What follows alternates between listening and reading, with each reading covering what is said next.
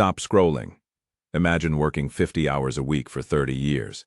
You sacrifice, you save, you build a thriving business or a massive real estate portfolio. You do everything right, and then with the strike of a judge's gavel, 50% of everything you own vanishes. It is handed over to someone who is walking out of your life forever. It is a terrifying thought, but it is a routine legal reality playing out in courtrooms every single day. And here's what makes it even more devastating. It is not always the cheating spouse who walks away with half. It is not always the person who destroyed the marriage. Sometimes, it is the loyal, hard-working partner who simply did not know the rules of the legal game they were playing. They built something extraordinary. They trusted the wrong person and they paid the ultimate financial price for it. That is exactly why we are here today. I am the Wealth Guardian. Welcome back to the channel that bridges the gap between complex legal jargon and practical real-world asset protection. Today we are talking about the ultimate wealth predator, divorce. I'm going to show you exactly how to bulletproof your assets so that a failed relationship does not mean financial ruin. I'm going to take you step by step through every layer of protection available to you, from the foundational mistakes you are probably making right now, all the way up to the elite-level legal structures that the ultra-wealthy use to keep their empires completely untouchable. If you want to keep what you have built, hit that subscribe button, like this video, and ring the bell notification right now. And I highly encourage you to watch this video all the way to the very end, because the final strategy I'm going to share with you, a highly specific type of trust, is a legal fortress that most people do not even know exists. It is the strategy attorneys quietly set up for their most high net worth clients, and today you are going to learn exactly what it is and how it works. Before we dive in, remember this is for educational purposes only and not personalized legal advice. Always consult a specialist for your unique situation. Let us get into it. Statistics show a staggering number of marriages end in divorce. Depending on the demographic, the data ranges from 40 to 50%. That means, statistically speaking, roughly 1 in every 2 people sitting where you are right now will go through this process at some point in their lives. And when that happens, it is not just an emotional tragedy. It is not just the sleepless nights, the custody battles, the division of a home and a life and a future. It is the 50% wealth wipeout. Now, let us understand the legal landscape we are operating in, because it is absolutely critical.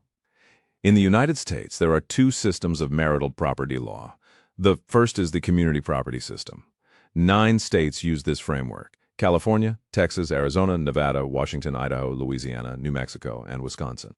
In a community property state, nearly everything acquired during the marriage is considered jointly owned, 50-50, period. Your salary, your business income, your investment gains, if they happened while you were married, they are marital property. The second system is equitable distribution, which is used in all remaining states. Now, people hear the word equitable and they think it means equal. It does not. Equitable means fair, as determined by a judge, and a judge has enormous discretion factors like the length of the marriage, each spouse's earning capacity, contributions to the household. All of these go into the calculation, and the result can vary wildly depending on the courtroom you walk into. Here's the brutal reality. Under either system, if you have not taken deliberate, proactive steps to protect your assets, you are leaving your financial fate entirely in someone else's hands. The judge does not know what you sacrificed to build what you built. The judge does not know the nights you stayed up, the risks you took, the years you poured into your business or your portfolio. The judge only knows what the law says and what the 2 attorneys in the room argue. So let us make sure the law is firmly on your side before you ever need it. The real tragedy in divorce court is not always the marital assets being divided. That, at least, is somewhat expected. The real tragedy is when assets that strictly should have been yours alone, assets that legally qualified as separate property, are suddenly cut in half because of one fatal everyday mistake.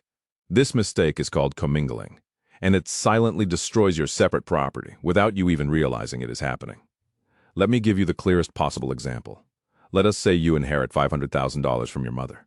By law, an inheritance is your separate property. It does not matter whether you received it before the marriage or during the marriage. Your spouse has no legal right to an inheritance you received. It belongs to you.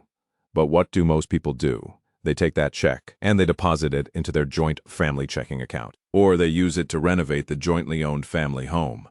Or they invest it in a brokerage account that already has marital funds in it. The moment you do any of those things, you have commingled the funds. You have, in the eyes of the law, mixed your protected separate property with marital property, and you have made it virtually impossible to trace which dollars belong to whom.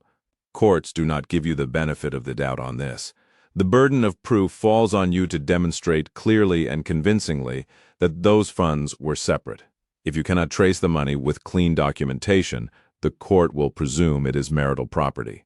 And if the court presumes it is marital property, your ex-spouse is legally entitled to half of your mother's money, half of the inheritance she spent her lifetime building for you. And it is not just inheritances. The same principle applies to any premarital asset. Let us say you started a business 5 years before you got married, and it was worth $200,000 when you walked down the aisle.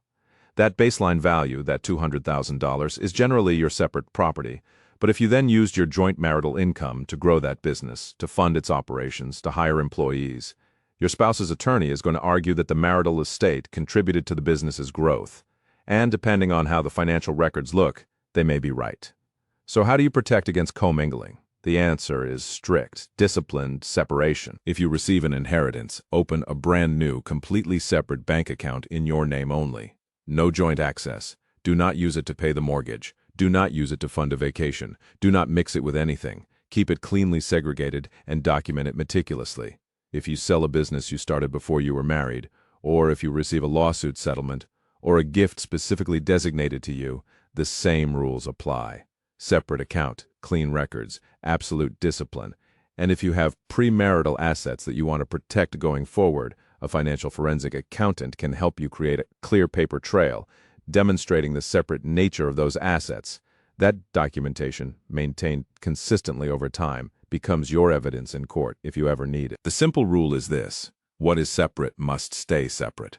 The moment you blend it, you may lose it forever. Now that we understand the landscape and the landmines, let us talk about the agreements that act as your first line of structural defense. The most obvious, and still the most powerful, is the prenuptial agreement. A prenup is a binding legal contract entered into before marriage that dictates exactly who owns what going in, how income and assets earned or acquired during the marriage will be treated, and whether there will be any spousal support arrangement in the event of a divorce. It essentially allows you and your future spouse to write your own rules, instead of defaulting to whatever your state's divorce laws happen to say. Without a prenup, state law decides your fate. With a properly drafted prenup, you decide. Now, there are rules for a prenuptial agreement to hold up in court, and this is critically important. A prenup that was drafted incorrectly will not protect you when you need it most. First, both parties must make a full, honest, voluntary disclosure of their assets and debts. No hiding property, no minimizing your net worth. Full transparency. Second, your partner needs their own independent legal representation. If only one party had an attorney, a court is far more likely to throw the agreement out. Third, it must be signed well in advance of the wedding. Handing your partner a prenup the night before the ceremony is a guaranteed path to having it declared invalid due to coercion or duress. Weeks, ideally months, in advance is the standard you should be aiming for. When those conditions are met, a prenuptial agreement is one of the most powerful legal tools available to any person of means. But what if you are already married and you did not put a prenup in place? You can still act. You can utilize a postnuptial agreement. A postnup serves essentially the same purpose as a prenup. It outlines the division of assets and spousal support obligations in the event of a divorce, but it is signed after you are already married. The legal standard for a postnup is slightly more rigorous, and they can be somewhat more expensive to draft properly, because courts do scrutinize them more carefully. But they are absolutely valid and enforceable in most jurisdictions when done correctly. If your financial situation has changed dramatically since you got married, you launched a successful business, you received a large inheritance, you came into significant wealth through an investment, a postnup can retroactively establish clear protections that were never put in place at the start. And do not think you are safe simply because you never walked down the aisle. If you live with your partner in a committed relationship, you are not necessarily in the clear. Many states recognize common law marriage, which can grant a partner many of the same rights as a legally married spouse, even without a ceremony or a license. On top of that, even in states that do not recognize common law marriage, an ex-partner can retain an attorney and argue palimony, the idea that you made an implied or explicit agreement to financially support them. These cases can be expensive, contentious, and occasionally successful. If you're cohabitating with a partner, a cohabitation agreement is a smart, straightforward document that spells out exactly how property and debt would be divided if the relationship ends, and whether either party has any claim to financial support. It is not romantic. but neither is losing your home or your savings to someone you were never legally married to. Now, let me pause right here, because this is important. Have you, or has someone you know, ever lost a significant portion of their life savings in a divorce because they did not have these boundaries in place? Or are you currently trying to navigate this yourself, maybe looking for answers, looking for a way forward? Drop a comment below right now and tell me your story. I want to hear it. Let us get a real conversation going in the comments section so we can all learn from one another's experiences. I read every single comment, and your story might just be the warning someone else desperately needs to hear today. Your experience has value. Share it. Now we move into the advanced territory. This is the level of planning that protects not just you, but your children, your grandchildren, and the generational wealth you are working so hard to create. Let us start with a scenario that is more common than most people realize. You are entering a second marriage. You have children from your first marriage. You love your new spouse and you want to ensure they are financially secure and comfortable if you pass away before they do. But here is the fear that keeps you up at night. What happens after you're gone? What if your spouse remarries? What if they leave everything to their new partner or to stepchildren you have never met? What if your own biological children end up with nothing? Nothing from the empire you spent your entire life building. This is not a paranoid fantasy. It happens constantly. And there is a trust structure specifically engineered to solve exactly this problem. It is called the Qualified Terminable Interest Property Trust, more commonly known as a QTIP Trust. Here's how it works. When you pass away, your assets flow into the QTIP Trust rather than going directly to your spouse. Your surviving spouse then receives the income generated by those assets for the rest of their natural life. They are comfortable. They are financially secure. They are taken care of, exactly as you intended. But, and this is the critical distinction, they do not control the principal. They cannot spend it down. They cannot redirect it. They cannot change the beneficiaries. When your spouse eventually passes away, the remaining assets inside the QTIP Trust go exactly where you dictated when you set it up, to your children, to your grandchildren, to whoever you designated. The trust ensures your wishes are ironclad and permanent, even decades after your death. It completely bulletproofs your children's inheritance from your spouse's future divorces, future creditors, or future remarriages. The money goes where you wanted it to go, not where circumstance or a second spouse's attorney might otherwise direct it. Now let us take that one step further. What about protecting the wealth you leave your children from their own future divorces? This is something most parents never think about, but it is enormously important. You work your entire life to build a legacy. You leave a substantial inheritance to your child. Your child gets married, the marriage fails 20 years later, and your grandchildren watch half of the money you intended for them walk out the door with their parents' ex-spouse. You can prevent this from happening by leaving inheritances in a Spendthrift Trust. A Spendthrift Trust places the principal of the inheritance under the management of a trustee, rather than handing it directly and unconditionally to your child. Your child receives income distributions from the trust on a regular basis. They are financially supported, but because they do not have direct, unfettered control over the principal, neither do their creditors. And critically, neither does their ex-spouse in a divorce settlement. Courts have consistently upheld that the beneficiary of a Spendthrift Trust cannot be compelled to hand over trust assets to satisfy personal debts or divorce judgments, provided the trust is properly structured. The money you leave stays within your family bloodline, protected across generations, exactly as you intended. Now we arrive at the strategy I promised you at the very beginning. The one that most people, even most financially sophisticated people, do not know exists. The one that the ultra-wealthy use as their final, absolute line of defense. For a long time, there was a fundamental limitation in trust law. If you created a trust and named yourself as the beneficiary, your creditors, including, critically, a divorcing spouse, could still reach those assets. The logic was straightforward. If you benefit from the trust, your creditors should be able to reach through the trust to get to you. But a handful of progressive states looked at that limitation and changed the law entirely. The result is what is now known as the Domestic Asset Protection Trust, or DAPT. The states that currently allow DAPTs include Nevada, Delaware, Alaska, South Dakota, and a small number of others. Each has slightly different rules, different statutes of limitations, and different levels of protection. But Nevada has emerged as the gold standard, and here is why. Nevada has eliminated what are called exception creditors. In most states, even if you set up an asset protection trust, certain creditors, like a divorcing spouse seeking a settlement or a child support claimant, are carved out as exceptions. They can still access the trust assets regardless of how it is structured. Nevada eliminated those exceptions. Nevada says that once the assets are properly placed inside a Nevada DAPT and the required statute of limitations has expired, currently 2 years in Nevada, no creditor can access those assets.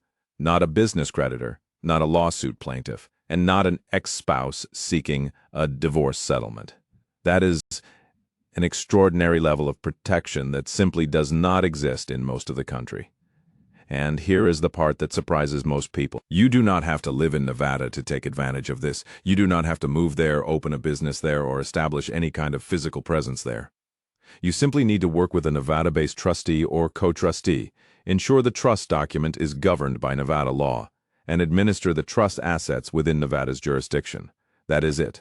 A resident of California, New York, Florida, or anywhere else in the country can establish a Nevada DAPT and access the full breadth of Nevada's asset protection laws. Now, there are important caveats to understand. A DAPT must be established before any legal claim arises. You cannot be actively engaged in divorce proceedings and then rush to set one up. That would be considered a fraudulent transfer, and courts will unwind it. The protection is prospective, not retroactive. This is a tool you put in place before you need it, ideally well before any marital difficulties arise. The assets must also be transferred into the trust in a way that does not trigger adverse tax consequences, and the trust itself must be carefully drafted to ensure it qualifies for the protections Nevada law provides. This is not a DIY project. This requires a qualified estate planning attorney with specific expertise in self-settled asset protection trusts and Nevada law. But when it is done properly, the Nevada Domestic Asset Protection Trust is, without question, the single most powerful legal shield available to protect your personal wealth from the financial consequences of divorce in the United States today. It is the fortress you build before you ever need it, and by the time you need it, it is already standing.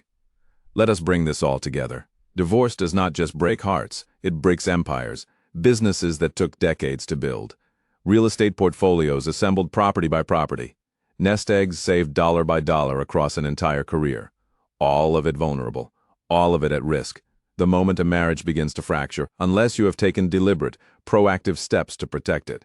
We covered a lot of ground today. We started with the hidden danger of commingling, the simple, everyday habit of mixing separate property with marital funds, and how it can silently transform a protected inheritance into a jointly owned asset overnight. We talked about the critical importance of strict financial separation and meticulous documentation. We moved into the agreements that create your first layer of structural defense: prenuptial agreements, postnuptial agreements, and cohabitation agreements, and why each one must be executed correctly to hold up when it matters most.